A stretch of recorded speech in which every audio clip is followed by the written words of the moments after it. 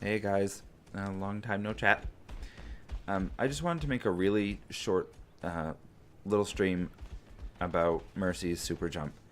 I just wanted to share a little tip that made it a whole lot easier for me to pull off. I will also talk about the other steps that you have to take to perform it, just so you don't need to go and try to find another tutorial. But before I get into that, I wanted to show my settings for the controls we'll be using. I have crouch set to toggle crouch. I don't think that's necessary, but it's how I use it. And Guardian Angel prefers beam target is set to off. I've heard that it makes the jump easier, but I get by fine without it. I do know that there are several other tutorials out there explaining how to perform the super jump, but there was always one question that never got answered, and that was what fingers I was supposed to use. I came from console and had gotten pretty good at the jump on that, but it is performed very differently than on PC. Even just like aside from the timing, the finger usage is obviously nothing like on PC. So being new to a keyboard, I couldn't really figure out how I was supposed to position my hand to comfortably and quickly perform it. At first, I was using my pinky on control for crouch and ring finger on shift for Guardian Angel. Now it's one thing in practice range to be able to pull it off like this, but in an actual game it just didn't feel smooth enough. I found myself stumbling over the keys, and even if I did pull it off, I had to quickly move my hand back over the directional keys, and I just wasn't a fan of it. But I later figured out that I could just straighten my pinky and sort of smash the two buttons at the same time. It takes a little bit of getting used to. You do need to keep your pinky very straight so that you press the buttons at the same time. But this little tip helped me so much because you don't really need to worry about the timing, not like you would if you were using two different fingers to press these buttons. Just keep your one finger very straight and you should be good. Once you've got that down, the next step is the timing of your actual jump. You will notice that when I Guardian Angel that I am really close to the ground, and right before you meet your teammate there's a little dip before you spring upright. I'm not pressing space, it just does that as part of the mechanic. It's at the very bottom of that dip though that you want to press and hold jump. Now if you go to perform the jump and notice that you aren't close to the ground, the timing must have been off with your crouch, and you'll want to prepare to press forward and jump past your teammate like what a lot of people do during a Guardian Angel to get you past your teammate. You aren't typically holding forward when you perform the super jump, like when you're gliding along the ground. So if you notice that you're not doing it right, you need to quickly be able to press forward, or else you're just going to end up next to your teammate, possibly in danger. The distance from your teammate is something to pay attention to as well. You don't want to be close because it makes it really difficult to get it right. Like say that you don't want to go too high because there is someone on the enemy team who could easily kill you. You can reduce the height of the jump by pressing space before the dip, like before. This will send you forward as if you had pressed jump during a normal Guardian Angel, but you will have more height.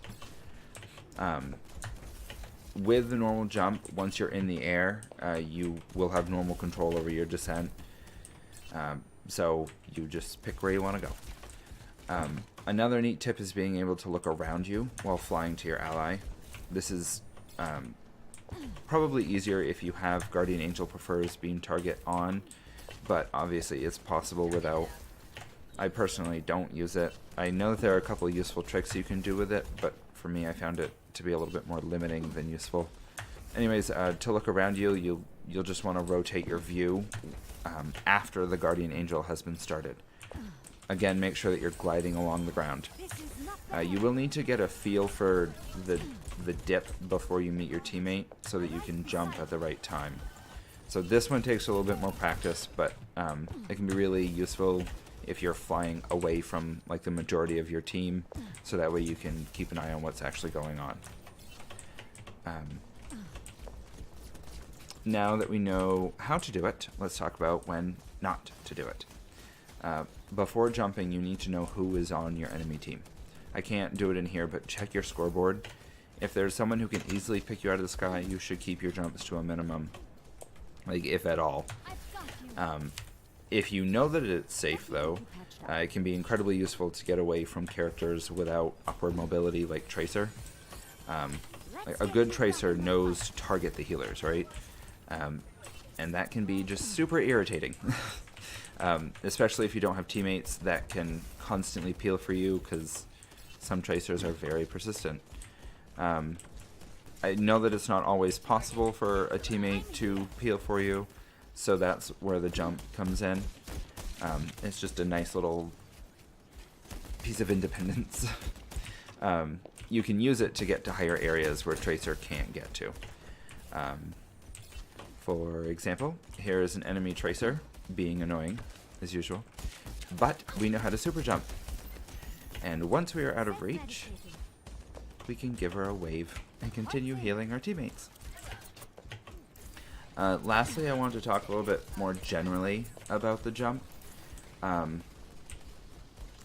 It's really not even about the jump. I've noticed that a lot of streamers get a lot of shit from their viewers if they don't want to use the jump. Just because the jump is there doesn't mean it needs to be used. It is technically a bug, so it's completely understandable if somebody doesn't want to become dependent on it, only for the developers to take it out of the game, which there have been talks of.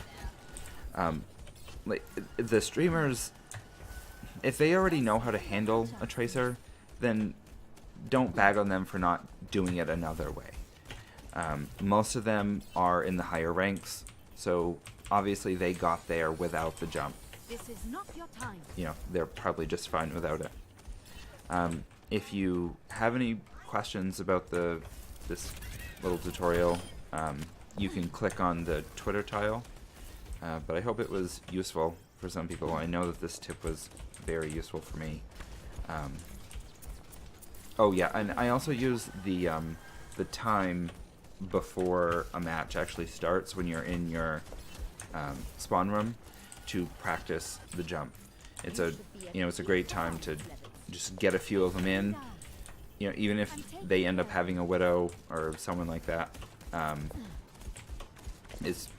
practice never hurts. So, anyways, I'll talk to you guys later, and happy healing. Bye.